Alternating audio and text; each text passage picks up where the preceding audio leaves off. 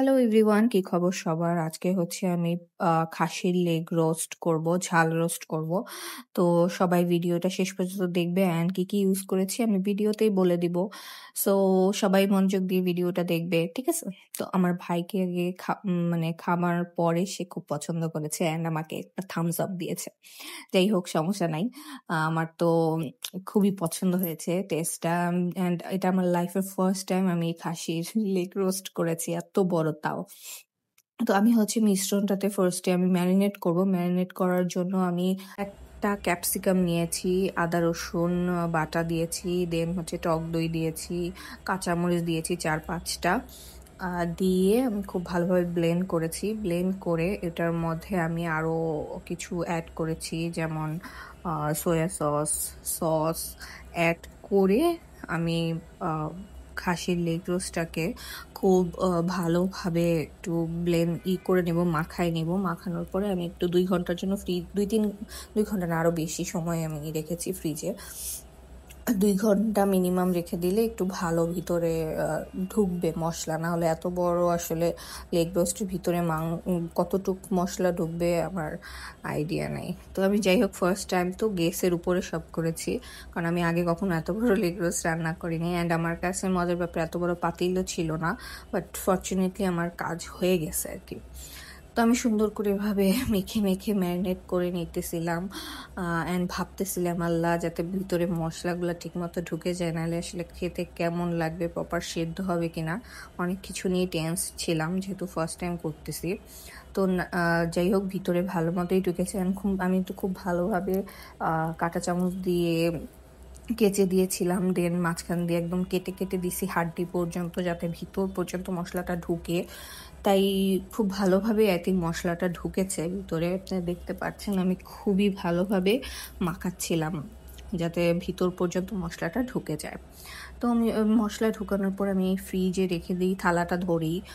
2 ঘন্টা 3 ঘন্টা ম্যারিনেট হয়। এটা ম্যারিনেট হওয়ার পরে আমি আমার বাসার যে সবচেয়ে বড় পাতিল ওইটা আমি নামাই, আর যেটা দিয়ে আমি সাধারণত পোলাও রোস্ট রান্না করি মেহমান আসলে। তো এটা বের করার পরে আমি তাও সন্দেহ করতেছিলাম যে অ্যাকচুয়ালি হবে কিনা, আমি বসাতে পারবো কিনা। একবার এটাও ভাবছি যে সুতা দিয়ে বেঁধে নেই, বাঁধলেই হয়তো ভালো ছিল, বাট সমস্যা হয়নি, সেট হয়েছে। বাট একদম পুরোপুরি মিশে যায় নাই নিচে। এটা একটু তাওয়া ক্যাটাগরির চ্যাপ্টা পাতিল হলে খুব বেশি ভালো হতো, বাট আমার কাছে যেটা আছে ওইটা দিয়ে কাজ চালাতে হবে, নেভার মাইন্ড।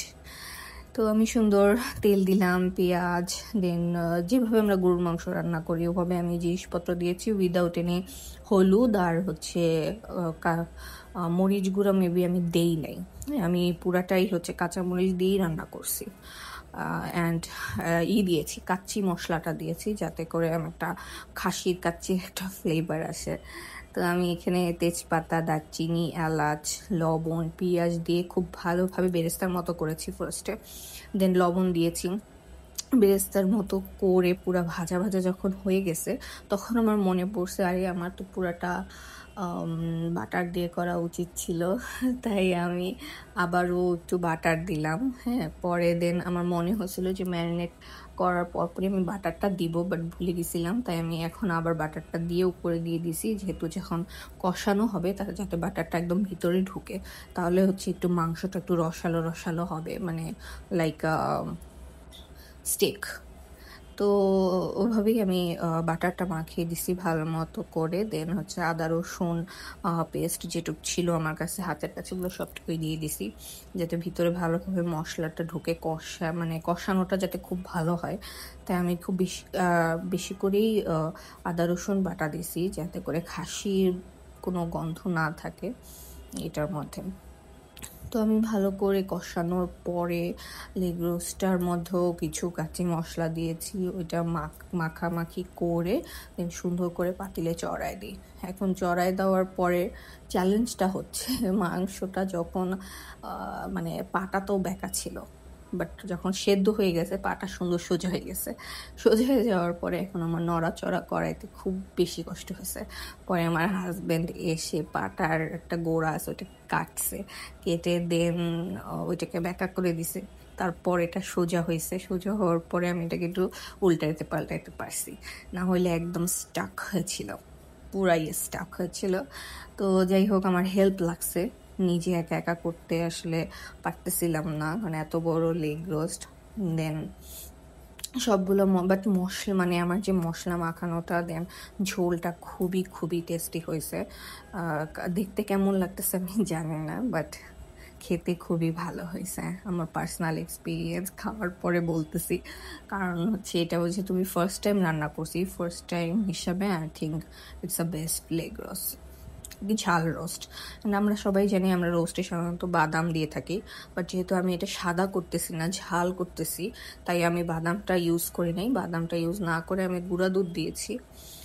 নান কিনে নিয়ে আসছিলাম, বাসায় সালাদ বানানো হয়েছে, দেন এটা দিয়ে আমরা খুব রাতে এনজয় করে খাবারটা খাইছি। হ্যাঁ, সবাই মাশাল্লাহ বলবা।